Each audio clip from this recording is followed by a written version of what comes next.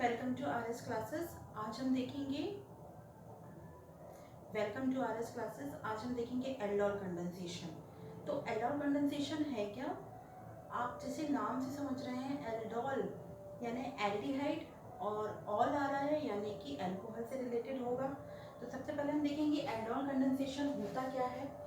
तो ये alpha hydrogen युक्त एल्डिहाइड या कीटोन, यानी आपके पास अल्फा हाइड्रोजन युक्त एल्डिहाइड या कीटोन के जब दो मॉलिक्यूल तनु क्षार या अम्ल की उपस्थिति में अभिक्रिया करते हैं तो बीटा हाइड्रोक्सी एल्डिहाइड या बीटा हाइड्रोक्सी कीटोन का फॉर्मेशन करते हैं, जिसे हम कहते हैं एल्डोल, और यह अभिक्रिया कहलाती है एल्डोल संघनन।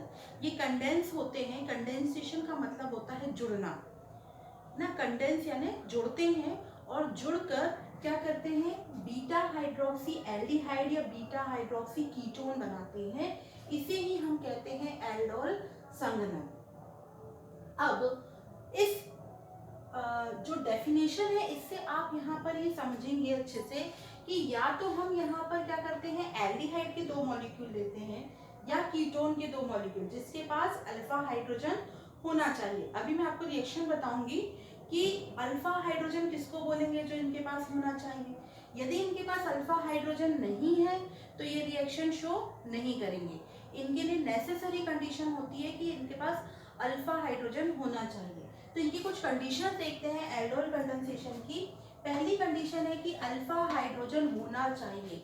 यदि जो एल्डिहाइड या कीटोन के मॉलिक्यूल हम ले रहे हैं, यदि उनमें अल्फा हाइड्रोजन नहीं है तो ये अभिक्रिया नहीं शो करेंगे, है ना। तो इनके पास क्या होना चाहिए, अल्फा हाइड्रोजन होना चाहिए। ठीक, यदि अल्फा हाइड्रोजन नहीं है तो रिएक्शन नहीं होगी। ये आपके ऑब्जेक्टिव्स जो हैं उसके बहुत इंपॉर्टेंट पॉइंट है। यदि आप किसी कॉम्पिटिटिव एग्जाम की तैयारी कर रहे हैं तो ये बहुत इंपॉर्टेंट चीज़ है। कई बार पूछा जाता है कि किस अभिक्रिया में अल्फा हाइड्रोजन का होना बहुत जरूरी है। तो किसमें है, एल्डोल कंडेंसेशन में। अब एल्डोल संघनन किसके बीच में होता है, ये भी एक ऑब्जेक्टिव का क्वेश्चन बनता है। ये कॉम्पिटिटिव एग्जाम के पर्पज से आपका इंपॉर्टेंट है कि एल्डोल संघनन जो होता है वो किस किस में होता है। दो एल्डिहाइड के मॉलिक्यूल में हो सकता है, जैसे समान वो भिन्न भी हो सकते हैं। जैसे आपको पता है कि या तो हमने क्या ले लिया है, एसिटाल्डिहाइड ले लिया है और हमने प्रोपिल एल्डिहाइड ले लिया है। तो these are the aldehyde, but क्या है, these are two different type of aldehyde, है ना। तो दो समान एल्डिहाइडों के बीच में, जैसे एसिटाल्डिहाइड के ही दो मॉलिक्यूल के बीच में हो सकता है, या एसिटाल्डिहाइड और बेंजल्डिहाइड के दो मॉलिक्यूल के बीच में हो सकता है। तो समान और भिन्न दोनों एल्डिहाइडों के बीच में हो सकता है। फिर दो कीटोन मॉलिक्यूल्स के बीच में हो सकता है। दो कीटोन मॉलिक्यूल समान हो सकते हैं, भिन्न हो सकते हैं, जैसे एथिल मेथिल कीटोन है, ठीक है, और एसीटोन है। ये दो क्या हो गए, डिफरेंट टाइप के कीटोन हो गए, उन दोनों के बीच में हो सकता है। या दो एसीटोन मॉलिक्यूल जो कि दो समान टाइप के आपके कीटोन है उनके बीच में हो सकता है, ठीक है। एल्डिहाइड या कीटोन में हो सकता है। अब जरूरी नहीं है कि दो कीटोन के मॉलिक्यूल्स में ही हो, दो एल्डिहाइड के मॉलिक्यूल्स में ही हो।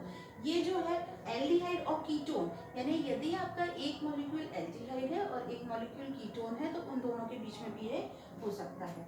तो दूसरा पॉइंट आपको क्लियर होगा। ये कंडीशन आपको लिखनी होगी कि किनके किसमें हमको सबसे पहले तो बताना है कि एल्डोल संघनन होता क्या है, कौन से मॉलिक्यूल भाग लेते हैं, फिर इनकी कंडीशन क्या है, ठीक है। अब आप देखेंगे थर्ड कंडीशन है कि अम्ल की उपस्थिति में एल्डोल संघनन होने पर एल्डोल के स्थान पर असंतृप्त यौगिक भी बनाता है, ठीक है। हमें आपको मैं ये चीज बता दूं, यहाँ पर हमने लिखा है तनु क्षार या अम्ल की उपस्थिति में।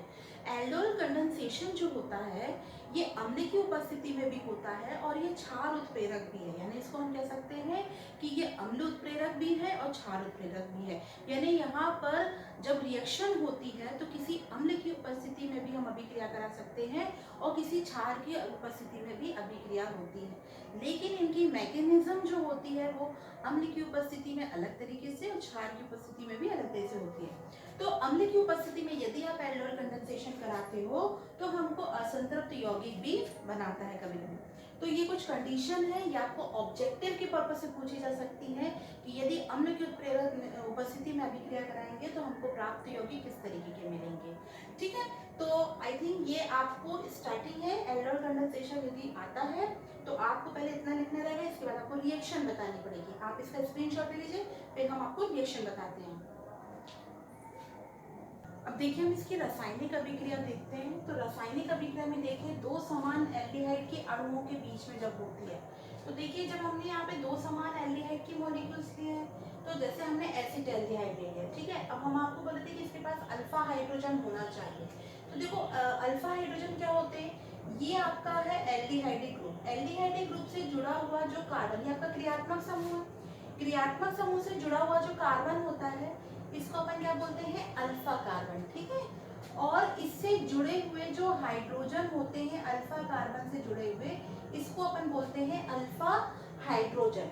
यानी आपका जो क्रियात्मक समूह है जिस कार्बन से जुड़ा है उस कार्बन को बोला जाता है, यानी एल्डिहाइड से जुड़ा हुआ पहला कार्बन अल्फा कहलाता है, अल्फा कार्बन। और अल्फा कार्बन से जुड़े हुए जो हाइड्रोजन होते हैं उसको अपन बोलते हैं अल्फा हाइड्रोजन। तो यहाँ पर आप देख रहे हो कि आपका ये एल्डिहाइड ग्रुप है, यहाँ पे जुड़ा हुआ ये अल्फा कार्बन है और इससे जुड़े हुए तीन हाइड्रोजन क्या है, अल्फा हाइड्रोजन है। यहाँ पर भी आप देख रहे हो ये एल्डिहाइड का दूसरा मॉलिक्यूल है, ये एल्डिहाइड का पहला मॉलिक्यूल है, ये भी एसिटाल्डिहाइड है, ये भी एसिटाल्डिहाइड है।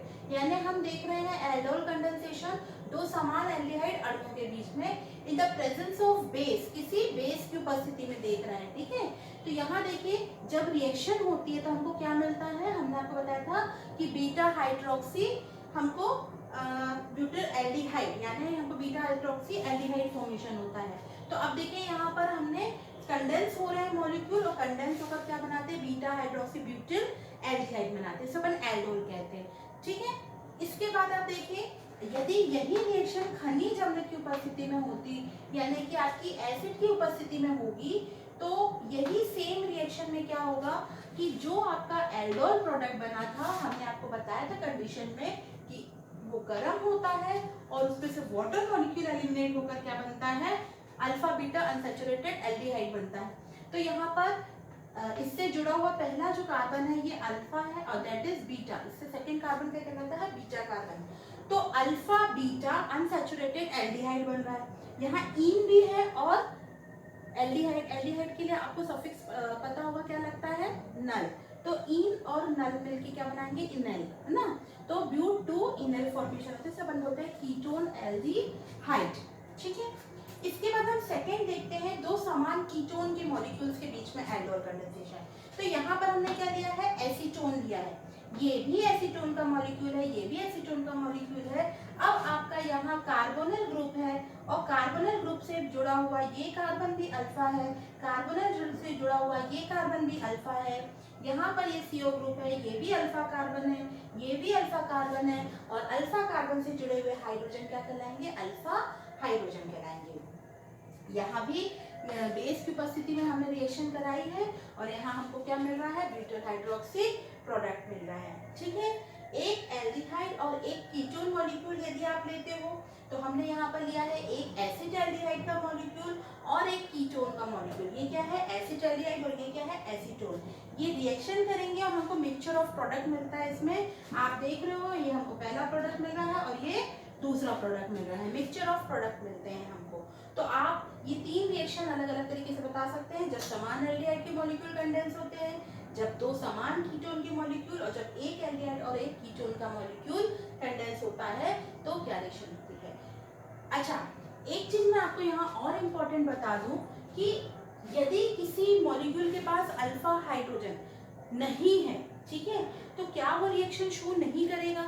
ये हमारे लिए बहुत इंपॉर्टेंट चीज है, ये आपकी कॉम्पिटिटिव एग्जाम पे पर्पज से भी इम्पोर्टेंट है कि यदि हमने अभी देखा था कि एल्डोल कंडेंसेशन के लिए नेसेसरी कंडीशन है कि इसके पास अल्फा हाइड्रोजन होना चाहिए। यदि हम असमान एल्डिहाइड और कीटोन के मॉलिक्यूल की कैटेगरी की बात करते हैं तो यदि हमारे पास एक ऐसा कंपाउंड है जो अल्फा हाइड्रोजन नहीं रखता है बट सेकेंड वाला जो कंपाउंड है उसके पास अल्फा हाइड्रोजन है, तो क्या ये रिएक्शन पॉसिबल है। ये हमारे लिए बहुत ही इम्पोर्टेंट मतलब क्वेश्चन है, क्योंकि इसे आपके कॉम्पिटिटिव पॉइंट ऑफ व्यू से आ सकता है।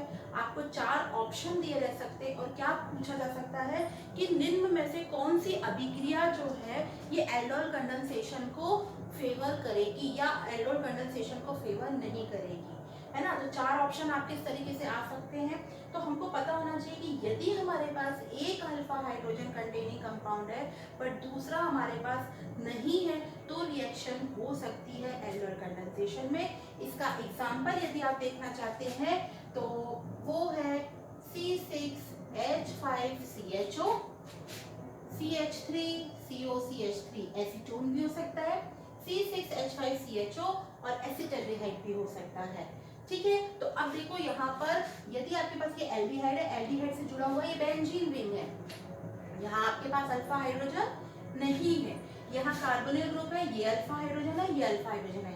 तो एक मॉलिक्यूल ऐसा है जो अल्फा हाइड्रोजन रख रहा है और एक मॉलिक्यूल ऐसा जिसके पास अल्फा हाइड्रोजन नहीं है। तो क्या ये रिएक्शन पॉसिबल है? Yes, this reaction will possible. Okay, तो इसका आप स्क्रीनशॉट ले लीजिए, इस पॉइंट को नोट डाउन कर लीजिएगा आप, फिर मैं आगे आपको इसकी मैकेनिज्म बताती हूँ। अब हम एल्डोल कंडेंसेशन की मैकेनिज्म देखते हैं। तो फर्स्ट मैकेनिज्म अपन जो देख रहे हैं वो है क्षार उत्प्रेरित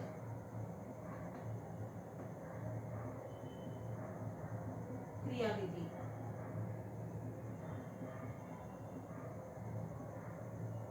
ये जो है क्या है? क्षार उत्प्रेरित क्रियाविधि है, ठीक है। तो क्षार उत्प्रेरित में हमने देखा कि बेस की उपस्थिति में होगी।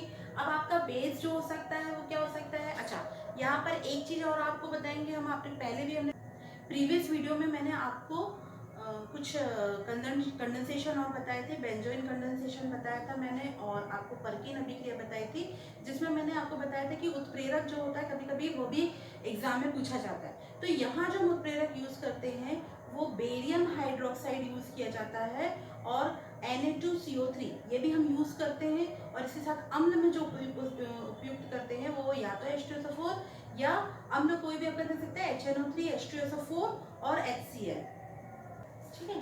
अब आपका यहाँ पर और जो बेस है वो क्या यूज कर सकते हैं?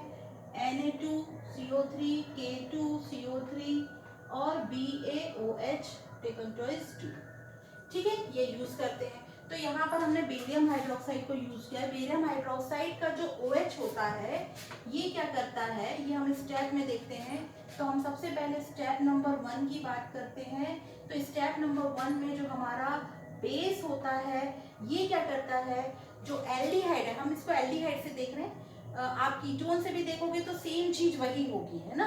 तो एल्डिहाइड के लिए हम देख रहे हैं तो हमने एसिटाल्डिहाइड उदाहरण के लिए लिया है, क्योंकि अगर आपको एग्जाम में आता है तो आप किसी से भी करके बता सकते हैं, एसीटोन से या एल्डिहाइड से। तो आप किसी भी एक मॉलिक्यूल से बता दीजिए, हम एल्डिहाइड से बता देते हैं। तो एल्डिहाइड क्या होता है, हम एसिटाल्डिहाइड ले रहे हैं, एसिटाल्डिहाइड क्या होता है? CH3CHO।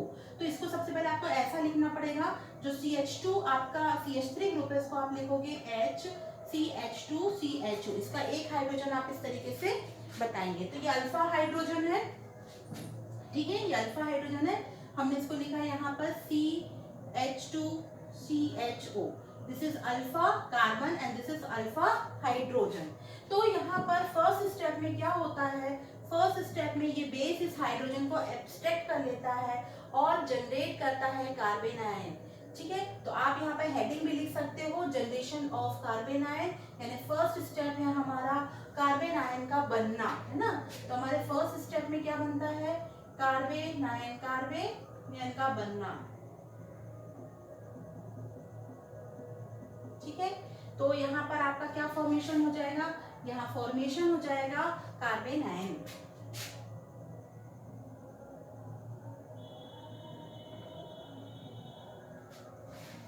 ठीक है।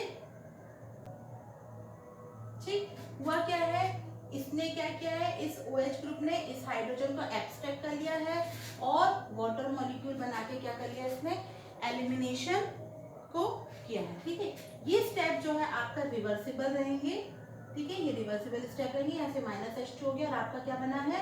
कार्बन आयन बना है। ये जो कार्बन आयन बना है ये आपका एक न्यूक्लियोफाइल है ना, या सबसे पहले क्या है? न्यूक्लियोफाइल बना है।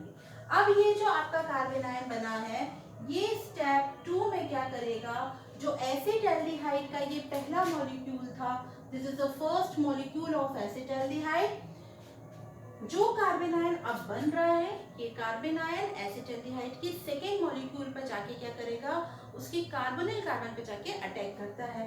तो हम यहाँ पे सेकेंड मॉलिक्यूल लिखेंगे। सेकेंड मॉलिक्यूल है हमारा CH3CHO। ठीक है, इसको हम बॉन्डेड फॉर्म में लिख देते हैं CH डबल बॉन्ड O। पहले हम यहाँ पे एक हेडिंग दे देते हैं। हमारा यहाँ पर अब क्या होगा, जो न्यूक्लियोफाइल है, न्यूक्लियोफिलिक योग होगा, न्यूक्लियोफिलिक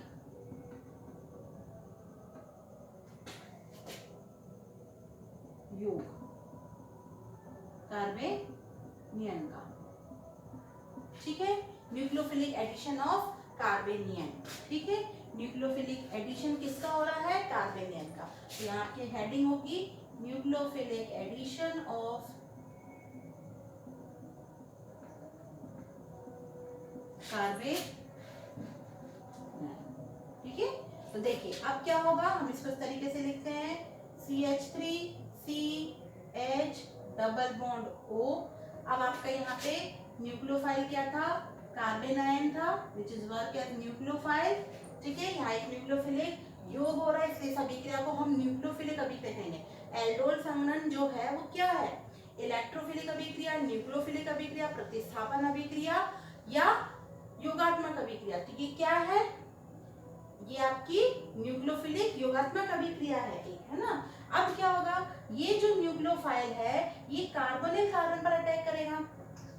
आपको मैंने प्रीवियस वीडियो में जो रिएक्शन हुई थी उसमें बताया था कि कार्बन और ऑक्सीजन के बीच का जब बंध टूटता है तो ये बॉन्डिंग तरफ इलेक्ट्रॉन अपनी तरफ खींच लेता है, जिससे क्या होगा, इस पे नेगेटिव और इस पे पॉजिटिव चार्ज डेवलप होता है।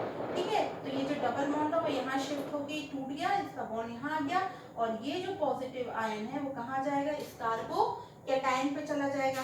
तो यहाँ हमारा था कार्बेनियन और ये क्या फॉर्मेशन था, कार्बे कैटायन। ठीक है, तो यहाँ पर ये एडिशन हो जाएगा और हमको यहाँ पर क्या मिलेगा, एक प्रोडक्ट मिल जाएगा। ये स्टेप भी रिवर्सिबल है। CH3, अब देखिए ये बाकी एज इट इज रहेगा, ये ऑक्सीजन नीचे जाएगा, ये हो जाएगा CHO माइनस, ये इसके साथ बॉन्ड बना लेगा। ठीक है, तो ये हो जाएगा आपका CH2CHO। ठीक है, ये स्टेप आपका सेकेंड हो गया। अब स्टेप 3 में आते हैं। स्टेप 3 में क्या होगा, जो आपका यहाँ पे इंटरमीडिएट बन रहा था, ये आपका इंटरमीडिएट बनेगा, माध्यमिक उत्पाद बनेगा। ये इंटरमीडिएट माध्यमिक उत्पाद अब क्या करेगा, रिएक्शन मिक्सचर में उपस्थित H+ आयन को एक्सट्रैक्ट कर लेगा और कन्वर्ट हो जाएगा प्रोडक्ट में। क्या प्रोडक्ट बनाता है, देखिए CH3CHO, ये माइनस चार्ज था, CH2CHO, ये आपका रिवर्सिबल यहाँ पर वो हो जाएगा। ठीक है, अब आपका यहाँ पर रिएक्शन मिक्सचर में क्या करेगा, वाटर है या आपके रिएक्शन मिक्सचर में उपस्थित वाटर से क्या करेगा, H+ ले लेगा और यहाँ पर इसका एडिशन होगा H+ का, कहाँ पर, इस O पर। ठीक है, और ये बना लेगा CH3CHOH CH2CH। ये क्या बन गया आपका, बीटा हाइड्रोक्सी। देखिए एल्डिहाइड के बाद पहला कार्बन क्या था, अल्फा, ये कौन सा कार्बन है, बीटा, तो यहाँ बनेगा बीटा हाइड्रोक्सी 1 2 3 4, 4 कार्बन है, तो क्या बोलेंगे, ब्यूटेन, और एल्डिहाइड जो जुड़ा है तो क्या बोलेंगे, ब्यूट्री एल्डिहाइड, ब्यूट्री एल्डिहाइड। इसी को अपन बोलते हैं, ये ऑल है और ये एल्डिहॉल है, एल्डिहाइड है, इसलिए एल्डिहाइड का एल और ऑल, तो इसको क्या बोलते हैं, एल्डोल। एल्डिहाइड का एल, ऑल, एल्डोल। ठीक है, ये एल्डोल फॉर्मेशन हो जाता है। तो ये मैकेनिज्म है, ये बेस कैटेलाइज मैकेनिज्म है, ये 3 स्टेप है और इससे भी बहुत इजी मैकेनिज्म है।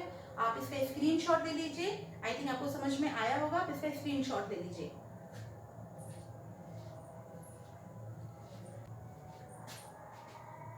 नेक्स्ट हम नोवेल्जन अभिक्रिया देखेंगे नेक्स्ट वीडियो में। Thank you.